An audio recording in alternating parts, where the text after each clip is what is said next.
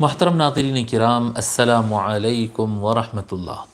اللہ تبارک و تعالیٰ کا یہ فضل و احسان ہے کہ اس نے ہمیں قرآن کریم پڑھنے کی توفیق عطا فرمایا، اور انشاءاللہ تعالیٰ آج ہم سورہ بقرہ کی آیت نمبر 224 سے شروع کرتے ہیں۔ آئیے پڑھتے ہیں۔ اعوذ باللہ من الشیطان الرجیم، بسم اللہ الرحمن الرحیم۔ وَلَا تَجْعَلُوا اللَّهَ عُرْضَةً لِأَيْمَانِكُمْ أَن تَبَرُّوا وَتَتَّقُوا وَتُصْلِحُوا بَيْنَ النَّاسِ وَاللَّهُ سَمِيعٌ عَلِيمٌ۔ اللہ تبارک و تعالیٰ ارشاد فرماتا ہے وَلَا تَجْعَلُوا اللَّهَ، اور اللہ تعالیٰ کو نہ بناؤ، یعنی اللہ تعالیٰ کے نام کو نہ بناؤ۔ کیا نہ بناؤ؟ عُرْضَةً، عُرْضہ کہیں گے جو چیز کسی چیز کے آڑے آتی ہو، کوئی ایسی چیز ڈھال جیسے ہو، یا کوئی چیز کسی اور چیز تک نہیں پہنچنے دینے کے لیے بیچ میں جو آڑ سطر کے لیے جو استعمال کرتے ہیں، یا آڑے لانے کے لیے رکاوٹ کے طور پر استعمال کرتے ہیں، اس کو عرضہ کہیں گے، درمیان میں آ جانے والی شے۔ وَلَا تَجْعَلُوا اللَّهَ عُرْضَةً لِأَيْمَانِكُمْ، اور اللہ تبارک و تعالیٰ کے نام کو اپنے قسموں کے لیے،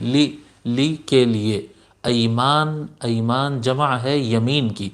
یمین رائٹ ہینڈ کو بھی کہتے ہیں اور یمین قسم کو بھی کہتے ہیں۔ یمین کی جمع ایمان ہے، تمہاری قسمیں، ایمانکم،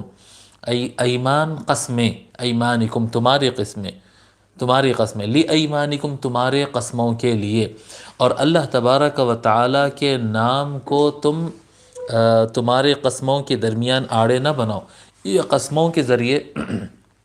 اللہ تعالیٰ کے نام کو تم آڑے نہ بناؤ اس چیز میں کہ ان تبروا وتتقوا وتصلحوا بین الناس، ان تبروا کہ تم بھلائی کا کام کرو، کوئی خیر کا کام کرو کسی کے ساتھ، وتتقوا اور تم تقوی کی راہ اختیار کرو، جی اللہ پرہیزگار بنو، وتصلحوا بین الناس اور لوگوں کے درمیان صلح کراؤ۔ ان چیزوں کے درمیان اللہ تبارک و تعالیٰ کے نام کو آڑے نہیں آنے دینا چاہیے۔ آپ کہیں گے کہ بھئی یہ کیا، اس کا کیا مفہوم ہوا؟ مفہوم اس کا یہ ہوا کہ ایسی قسم نہیں کھانا جو بھلائی سے روکتی ہو، کہ ایک قسم کھا لیتے کہ فلاں میں زندگی میں کبھی کسی غریب کو کھانا نہیں کھلاؤں گا، اور قسم کھا لیا۔ اب وہ جب قسم کھا لیا تو اب وہ قسم توڑے تو گناہ ہوتا ہے، لہذا اللہ ناراض ہوتا قسم توڑنے سے، تو اللہ کو خوش رکھنے کے لیے اب زندگی بھر میں کسی غریب کو کھانا نہیں کھلاؤں گا۔ انا للہ و انا الیہ راجعون، اچھے کام کرنے سے روکنے کے لیے اللہ کے نام کو یوز کیا گیا، اچھے کام میں رکاوٹ ڈالنے کے لیے اللہ تعالیٰ کی قسم کھائی گئی، یا اللہ تبارک و تعالیٰ کے نام کو لیا گیا۔ اس طرح سے ہرگز نہیں کرنا چاہیے۔ اس کا ترجمہ شیخ الاسلام علامہ طاہر القادری صاحب نے بڑا اچھا ترجمہ کیا ہے۔ فرماتے ہیں اور اپنی قسموں کے باعث اللہ کے نام کو لوگوں کے ساتھ نیکی کرنے اور پرہیزگاری اختیار کرنے اور لوگوں میں صلح کرانے میں آڑ مت بناؤ، اس کو رکاوٹ مت بناؤ، اللہ کے نام کو نیک کام کرنے کے درمیان آڑ مت بناؤ، کہ نیک کام کریں گے تو ثواب ملتا تھا، لیکن اب قسم توڑیں گے تو گناہ ہوتا ہے، لہذا قسم نہیں توڑنے کے لیے اب یہ اچھا کام ہم کو کرنا نہیں ہے۔ نہیں، حضرت بحر العلوم رحمۃ اللہ علیہ لکھتے ہیں کسی اچھی بات نہ کرنے پر قسم کھائی ہو، کوئی اچھا کام نہیں کرنے پر، کوئی اچھی بات نہیں کرنے، کوئی اچھا کام نہ کرنے پر اگر قسم کھائی ہو تو قسم توڑنے میں نیکی ہے۔ اگر کوئی اچھے کام سے رکنے کی قسم کھائے تو ایسی قسم توڑ دینا، یعنی زندگی بھر میں نفل روزہ نہیں رکھوں گا اور ایک قسم کھا لیا،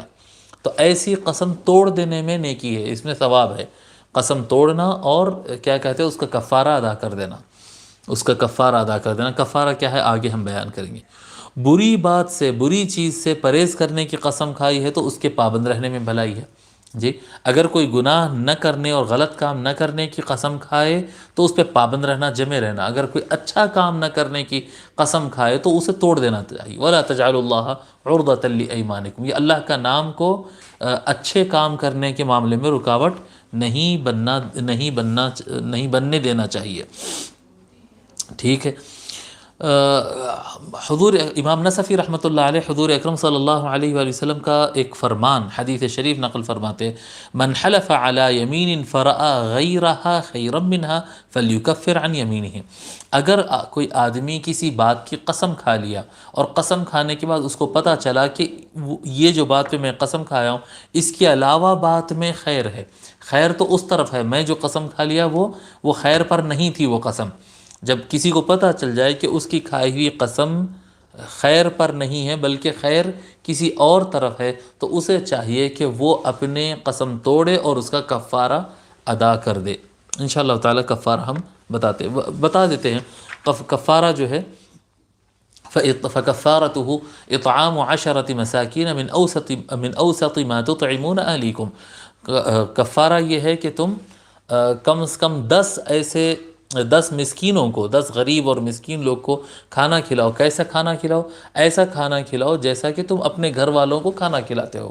پرانا باسی کھانا نہیں، اچھا اسٹینڈرڈ کھانا جیسا خود اپنے اور اپنی فیملی کے لیے پسند کرتے ہیں، ایسا کھانا 10 مسکینوں کو کھلانا۔ او کسوتہم، یا ان کو 10 آدمیوں کو کپڑا پہنانا، جی ان کو کپڑا پہنانا، اتنا یعنی کپڑے کی بھی ایک حد ہے، آپ ایک شال دے کے وہ لوگ کو بولیں گے کہ کپڑا پہنا دیا، نہیں، اس میں بھی حد ہے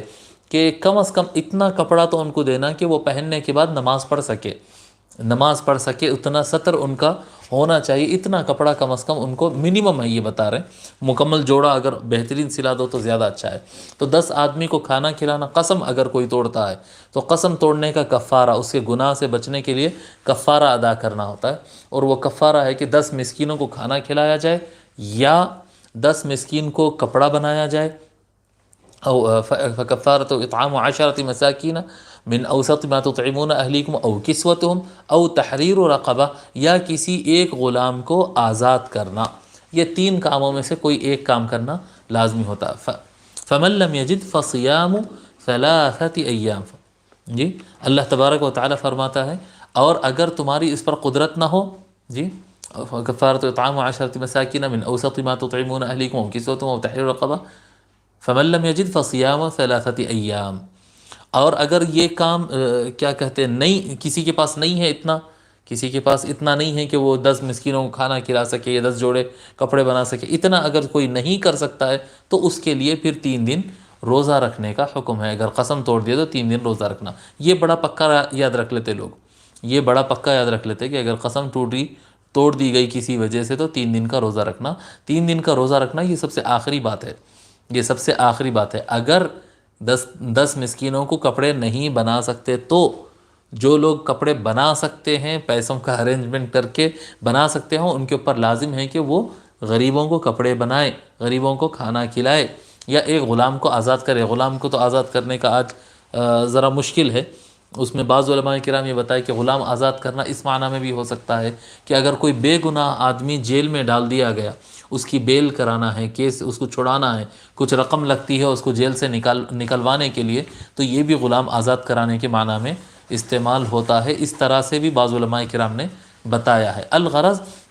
یہ 3 کاموں میں سے ایک کام کرنا ہے۔ اگر یہ 3 کام نہیں کر سکتے ہیں اور کوئی استطاعت، کوئی رستہ، کوئی گنجائش نہیں ہے، بینک میں پیسہ پڑا ہوا ہے، دوسرے کاموں کے لیے تو بڑا پیسہ نکلتا ہے لیکن اس کام کے لیے بولے نہیں میں 3 دن روزہ رکھ لیتا ہوں، میرے ہاتھ میں ابھی پیسے نہیں ہیں، اچھا بچے کا بسم اللہ یا برتھ ڈے اگر آ گئی تو پیسہ نکل کے آ جاتا تھا، نہیں ایسا نہیں کرنا چاہیے، ایسا نہیں کرنا چاہیے۔ یہ جو 3 چیزیں بتائی گئی ہے اس کے اوپر عمل کرنا چاہیے۔ واللہ سمیع علیم، اور اللہ تبارک و تعالی سننے والا ہے اور جاننے والا ہے، تمہارے قسموں کو سنتا بھی ہے اور تمہاری نیتوں کو جانتا بھی ہے۔